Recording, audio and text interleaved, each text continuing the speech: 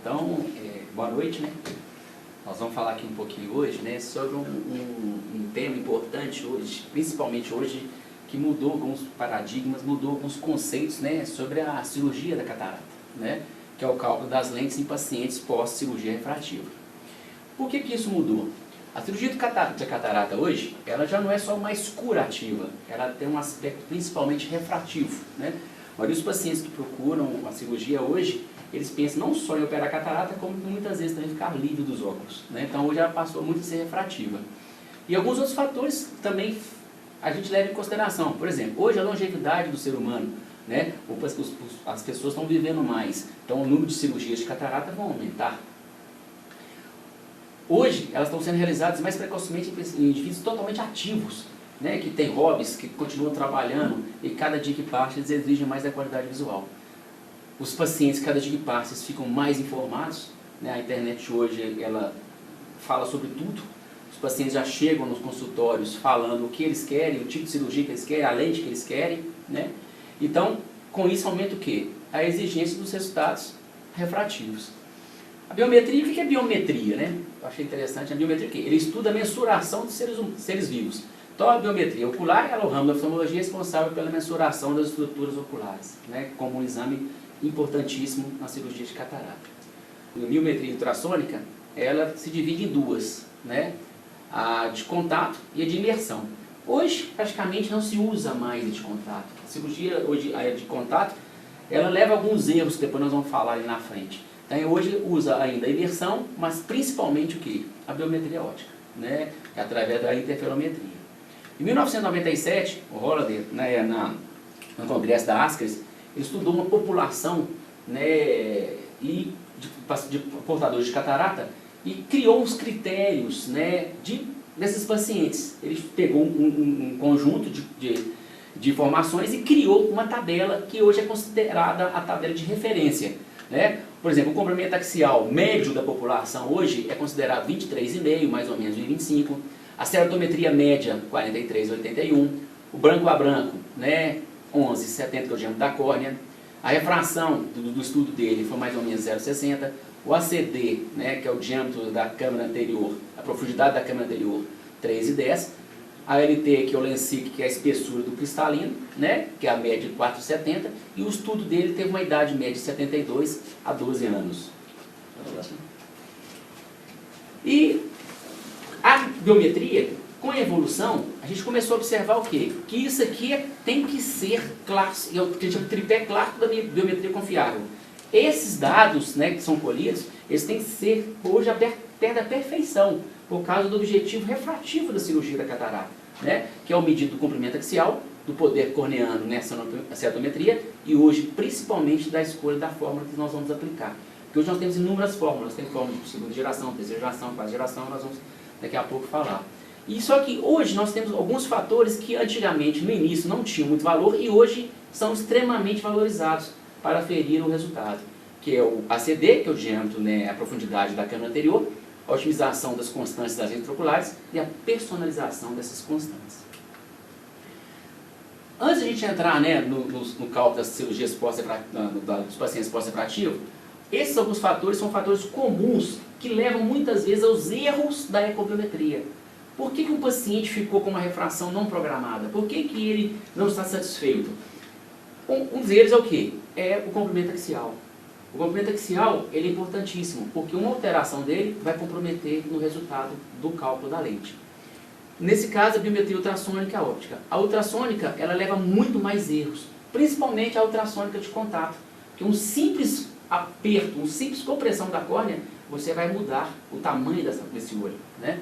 O que não acontece na biometria óptica, que ela independe do examinador, né? Ela é uma biometria de não contato. O poder corneano, a ceratometria, por exemplo, um olho seco, um filme lacrimal alterado, usuário de lente de contato, eles podem alterar a córnea. Alterando a córnea, eles podem também comprometer o cálculo da língua.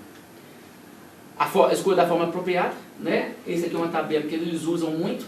Menor que 22 milímetros, eles usam normalmente o Holliday 2 ou Hikes. Entre 22 e 24, essas quatro, né? Hofer, Holliday 1, SRKT e Hikes. E maior que 26 é SRKT ou Hikes. Aqui na clínica a gente tomou como padrão Olhos abaixo de 22, a gente usa Holiday 2. Olhos acima de 22, normalmente a gente usa SRKT. Isso em olhos normais, tá? Sem cirurgia refrativa. Hoje tem essas fórmulas. Hoje tem fórmula de primeira e segunda geração, terceira geração e a quarta geração. Essas são as melhores fórmulas hoje para o cálculo da lente intraocular, principalmente em pacientes pós-cirurgia refrativa. Hoje, esse fator aqui, ó, que é a profundidade da câmara anterior, ela é muito valorizada no cálculo. Por quê? Ela determina a posição efetiva da lente. E principalmente nas cirurgias pós-cirurgia refrativa, essa posição efetiva da lente ela pode sofrer interferência. Né? Então, essas fórmulas de quarta geração, elas usam o ACD. As fórmulas de primeira, segunda e terceira, elas não usam o ACD. Né?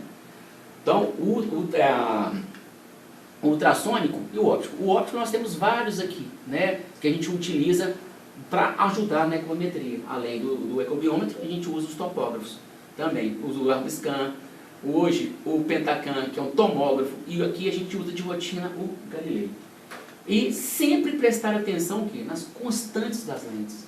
Uma constante colocada errada, o cálculo com certeza é errado.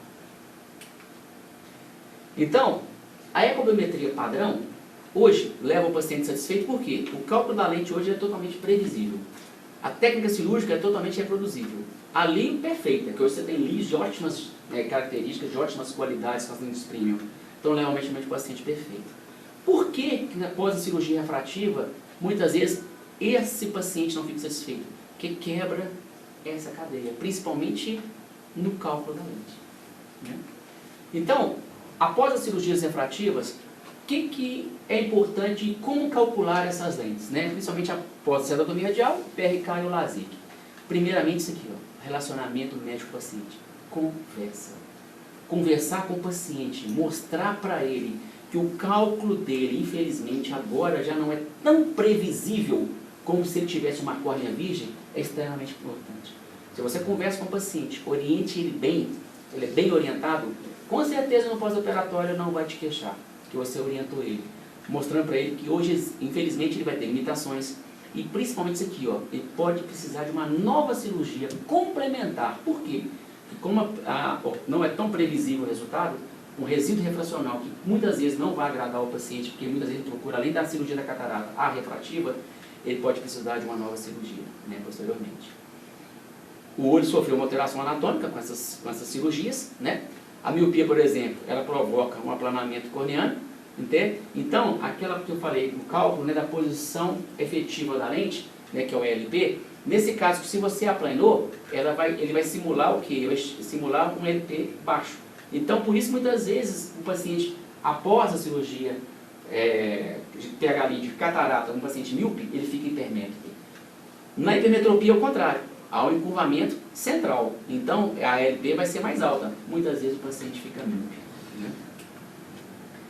Então, o que acontece? A córnea ela sofre uma alteração da sua curvatura, da relação da constante da curvatura anterior e posterior. A córnea normal, sem nenhum procedimento, ela tem essa relação, que a gente fala de 82%.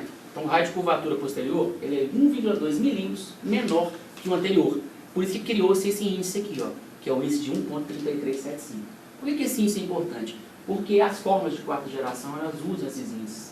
Né? Então, o RK, a cerotomia radial, ela altera tanto a superfície anterior e posterior. Então, ela não muda esse índice de refração da córnea, porque ela muda tanto a anterior e a posterior. Já o LASIK, o PRK, ele altera a superfície anterior, a superfície posterior não. Então, esse índice ele é alterado para 1,3315. É um dos fatores também de erro, né? Se você não alterar, e nas formas de quarta geração, você consegue.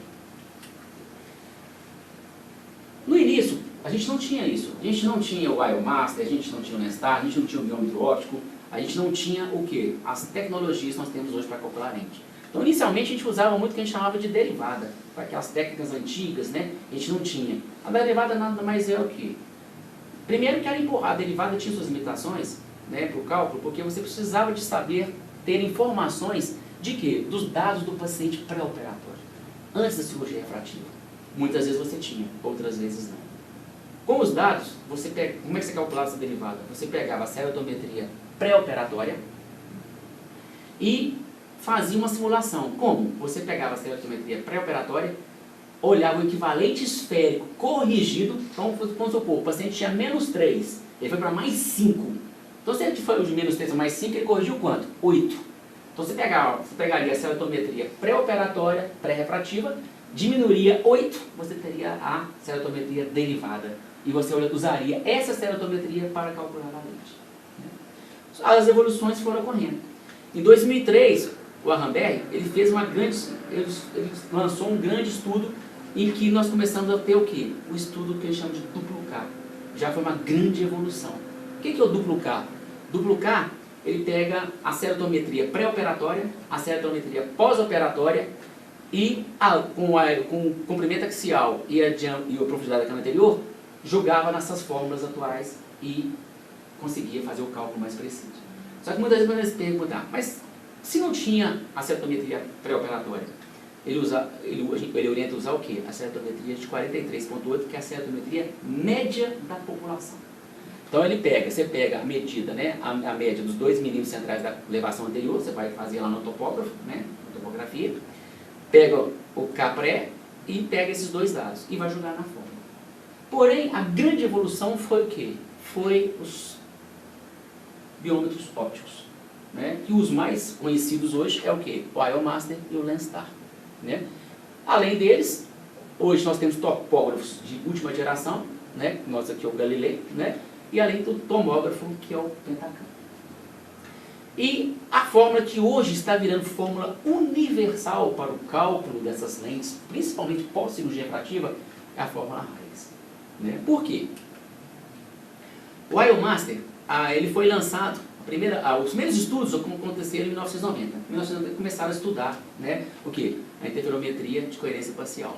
Em 1999, a Zeiss lançou o primeiro aparelho. Mas era muito limitado, porque ele não tinha todos os dados que ele tinha hoje. E ele pegava uma área central maior. E você precisa o quê? Principalmente na ceratotomia radial, a área central, principalmente o ideal é 2,5 milímetros para você calcular a lente ali. Que é onde a córnea normalmente onde está o maior aplanamento dele, né?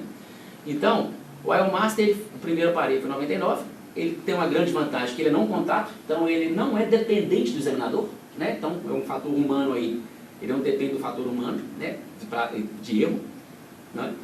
Ele faz todas as medidas, né? Ele faz o comprimento axial, a ceratometria nos 2,5 milímetros centrais da córnea, a profundidade da cama anterior. Ele tem todas as fórmulas, inclusive o Holiday 2, né? Essa é uma vantagem em relação ao Lenstar, porque o Lenstar não tem o Holiday 2, o Lenstar tem outros dados, mas não tem o Holiday 2. Né? E com isso, ele o quê? Aumentou a precisão, né, do cálculo da lente. Esse é o aparelho, né, que nós temos aqui. Ele faz essas medidas, né? Esse é um mapa, né, que ele imprime, né, onde ele mostra lá o LX, né, que é o diâmetro posterior, ceratometria, a profundidade de câmera. Então isso é a impressão. E aqui você escolhe as lentes que você deseja colocar, tem várias lentes. E se você quiser, aqui está essa impressão, mas você pode colocar, cada coluna dessa, você pode colocar uma fórmula. Você pode escolher, ou você coloca lentes diferentes, mas eu quero tal lente. Não, já que você quer tal lente, o que você vai fazer então? Em cada coluna dessa você pode colocar uma fórmula, inclusive comparar em termos de resultado, né? O Lenstar é da Hagstreit, né? Ele foi lançado em 2009, ele é um pouco diferente, né, do Iomaster, porque ele, além, né, das medidas que o Iomaster faz, ele consegue medir a pupila, né, principalmente, e além disso, ele faz a taquimetria, e inclusive a espessura da retina, que alguns estudos hoje falam que a espessura da retina pode interferir também no cálculo da lente. Nós aqui usamos o Iomaster e estamos muito satisfeitos com ele, tem dúvida alguma. Esse é o Lenstar, né? E aqui os dados que ele mostra pra gente. Então, fórmula. As fórmulas hoje, elas são muito importantes para o sucesso do cálculo. As melhores são as fórmulas de quarta geração e que está virando universal, como eu falei, a Hayes, né? Ela estima, né, principalmente a posição efetiva da lente, que as fórmulas de primeira, segunda e terceira geração, elas também estimam essa posição, porém elas não levam dados o quê? Principalmente a profundidade da cama anterior. E com isso leva mais erros refracionais pós-cirurgia refrativa. No dia a dia, córneas virgens, as outras fórmulas são muito eficazes também, né? ela usa principalmente 4 fatores, né? Que é o fator de complemento anterior e posterior, a ceratometria, a profundidade da câmara anterior, e o white-white, que é o branco a branco diâmetro da córnea. E o segredo está aqui, ó, ela usa 3 constantes. Normalmente, os de primeira, segunda e terceira geração, eles usam uma constante, que é só a constante do fabricante. Ele não, ele usa a constante que eles chamam de A0, que é a constante, né, que inclusive a fórmula do SRKT usa, que é a constante que o fabricante te fornece. O A1, ele usa a profundidade da câmara anterior, o A2, o diâmetro anteposterior. E o Huygens, ele ainda tem uma divisão, tem a fórmula geral, tem o AL, que é para cálculo pós-cirurgia miópica, e o L+, que é pós-cirurgia hipermetrópica. Né? Com isso, melhorando os resultados. Aqui, de curiosidade, é o Pentacam. O Pentacam é um tomógrafo de córnea de segmento anterior. Ele também é usado como complemento, né? Porque ele, muitas vezes, o ideal, dando pela mão para frente, é você comparar, principalmente a ceratometria do IOMaster, do Lenstar, com um topógrafo, né? Ou um tomógrafo, né? Que é o mapa que normalmente que ele apresenta. E aqui o que nós usamos aqui na clínica. E estamos muito satisfeitos com ele, nos dá excelentes resultados, que é o Galilei. Né? O Galilei, ele traz várias informações, você escolhe os mapas que vão aparecer, né? E ele tem esse dado aqui, ó, que é importante, né? Total Corneal Power IOL, né? Que é o que? O cálculo da lente, principalmente pós-cirurgia refrativa. Por quê? Ele mostra aqui a ceratometria periférica, a mediana e na área central da córnea. Principalmente para pacientes pós o quê? Ceratotomia radial, que você não tem os dados de informação. Então, quando você vai fazer aquele duplo K, você pode usar esses dados aqui para fazer o duplo K. Por exemplo, o paciente, você não tem o dado pré-operatório, porque normalmente a ceratotomia radial ela não interfere tanto que na ceratometria periférica da córnea. Então, ele pega bem a periférica. Então, no duplo K aqui, você usaria a pré-operatória 42,71 e a pós-operatória 41,43. Né? Então, para o duplo K, o topógrafo Galilei nos ajuda muito. Então, como é que a gente calcula pós-RK, né? Pós-ceratotomia radial? E quais os cuidados que a gente tem? A diminuição das... Normalmente o paciente que faz ceratotomia radial, e as cirurgias refrativas em geral, tem uma diminuição da sensibilidade ao contraste. Normalmente, principalmente a ceratotomia radial, ocorre o ofuscamento ou glare. Uma flutuação da visão é muito comum o paciente queixar. Normalmente gera um astigmatismo irregular, né? E é muito comum hoje, não é comum, né? Mas há uma alteração que pode ocorrer mais comumente após a ceratotomia radial é a hipermetropia, né? E essa hipermetropia aqui, principalmente nos primeiros dias pós-cirurgia de faca e muscação, pacientes com ceratotomia radial, essa hipermetropia é muito comum acontecer, que a gente chama de hipermetropia transitória. O que é hipermetropia transitória? Quando você faz a faca, ao ter descompressão da câmara anterior, o que a córnea faz? Ela aplana muito. E apesar de você fazer o enchimento da câmara anterior, muitas vezes isso acontece no pós-operatório imediato, uma ceratometria bem mais plana do que a ceratometria pré-operatória dele da faca. E você vê que nos primeiros 7, 8, 10 dias, essa ceratometria vai elevando novamente, voltando àquela ceratometria pré. Então muitas vezes você calculou, não mude. Muitas vezes você fica, eu vou mudar o cálculo da lente do outro olho. Não. Se a cirurgia está programada para um dia depois, aguarde 10 dias, repete o exame, você vai ver que a ceratometria voltou a pé. Aí você pode manter o outro cálculo. As biometrias ficam menos previsíveis, como eu falei, né? O erro mais comum é o hipermetrópico. Na ceratotomia radial, como nas outras duas também, lá, LASIK e PRK, o comprimento anteroposterior não é alterado. O ceratotomia radial altera a curvatura anterior e posterior da córnea, né? Com isso, a ceratometria precisa e real é necessária na menor área central da córnea, para você o quê? Ter um cálculo mais preciso, né? E a córnea, normalmente, ela, de prolada, ela passa a ser oblada, né? Ela fica mais, de curvatura maior no centro, ela começa a ficar mais plana. Como eu falei, a gente fazia derivada, fazia o duplo K, mas hoje a gente tem usado o quê? O IOMaster. Alguns casos a gente até faz o duplo K para poder comparar. Mas hoje o IOMaster, principalmente na fórmula Huygens, comparando o resultado da fórmula Huygens com o duplo K, é muito semelhante. Você vê que hoje esse aparelho aqui, ó, ele é extremamente confiável para o cálculo das lentes pós-cirurgia refrativa. Né? Pós-LASIK, PRK miópico, né? A tríade clássica, né, é alterada por causa desse fator que é a ceratometria, né? Só a canal miópico, a córnea prolada fica oblada, a curvatura anterior é alterada, porém a posterior não é alterada. Essa é a diferença em relação à anatomia radial. A anatomia radial altera as duas. Então, esse índice de refração, que na cetotomia radial não é alterado, no LASIK, no PRK, ele é alterado. Né? Ele passa para 1,3315. E essas fórmulas de quarta geração, eles levam em consideração também esse índice de refração.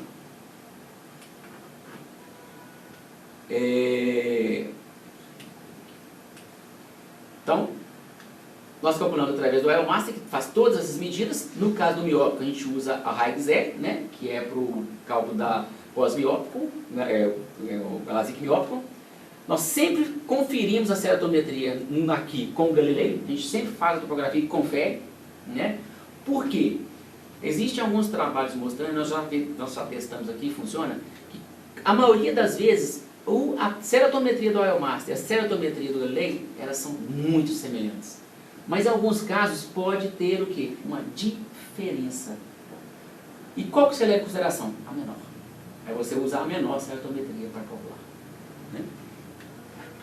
Isso aqui a gente tem observado que tem melhorado muito depois que passou a adotar essa regra. O astigmatismo a ser corrigido é o ceratométrico, porque o autorrefrator, muitas vezes, ele sofre influências com a cirurgia refrativa. Muitas vezes o que ele nos dá como grau astigmático não é o real.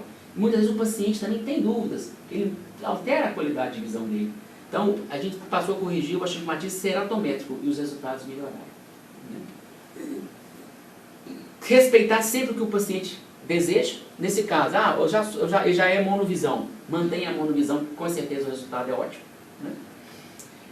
E o LASIK miópico normalmente leva o quê? Uma aberração esférica normalmente positiva. Então, a lente, uma lente asférica que leva uma aberração negativa seria ideal. Para não aumentar o quê? Essa aberração esférica positiva e piorar. Porque muitas vezes você observa o quê? O paciente veio, fez a cirurgia, está no seu consultório, doutor, minha visão está ruim. Você chega lá e está 20/20 de visão, tecnicamente perfeito. Aí ele fala assim, mas a qualidade de visão é ruim, minha qualidade de visão é ruim. Aí você vai fazer a berrometria dele, está totalmente alterada. Ele piorou as suas aberrações devido ao quê? A uma escolha errada da lente intraocular. O LASIK hipermetrópico, né? Mais uma vez, nosso desafio é o quê? É o cálculo real do poder coniano, é a ceratometria, né? Que é o grande vilão aí dessa pós-cirurgia refrativa, que é o que sofre maior alteração. Só que o inverso, né? A córnea que é prolada, ela passa a ser super prolada, ela aumenta a curvatura dela. Né? A curvatura anterior, né? A posterior continua inalterada. Sempre no início fazíamos a derivada duplo K e hoje também fazemos a Iomaster. Só que aqui a gente usa a raiz positiva, que é pós-hipermetrópico, né? LASIK hipermetrópico. Não esquecendo sempre de fazer essa conferência, sempre comparar topógrafo, ceratometria do topógrafo e ceratometria do Iomaster. Então hoje, né, conclusão, nós chegamos nesses pacientes que foram feitos o cálculo de Lee pós-cirurgia refrativa. A cirurgia refrativa altera a biometria, com isso ela fica menos precisa e hoje ela é compensada o quê? Pelas novas tecnologias, pelos novos aparelhos, pelas novas fórmulas. Com isso você consegue muito o quê? Ganhar o quê? Precisão. E com isso o quê? Satisfação do paciente, que todos nós queremos. Né? Tem coisa melhor do que ver o paciente satisfeito, chegando alegre no seu consultório, saindo feliz da vida? Não. Não tem coisa melhor. Né? Então, isso aqui eu continuo batendo. Ó. Isso é extremamente importante. Conversar com o paciente. Colocar tudo para ele. Explicar. O paciente bem orientado, né, ele vai ter um pós-operatório muito mais tranquilo. Porque vai chegar para você, não, doutor, o senhor me avisou. Né? Nós vamos fazer, ficou um resíduo? Ficou. Mas nós podemos melhorar? Podemos. Mas não me avisou, né, que a gente poderia melhorar. Então isso aqui é extremamente importante. E infelizmente, muitas vezes, hoje está diminuindo. Né? A gente observa que, infelizmente, as consultas ficam muito rápidas, não tem aquela interação médico-paciente como deveria ter, como era antes. Então, a gente tem que ser sempre isso aqui, ó, conversar. A gente não perde tempo em conversar com o paciente, a gente ganha tempo em conversar com o paciente, porque a gente ganha o quê? Resultado, que é o que nos interessa. E graças a Deus os pacientes nossos, no geral, estão muito satisfeitos. Isso que eu tinha que falar com vocês.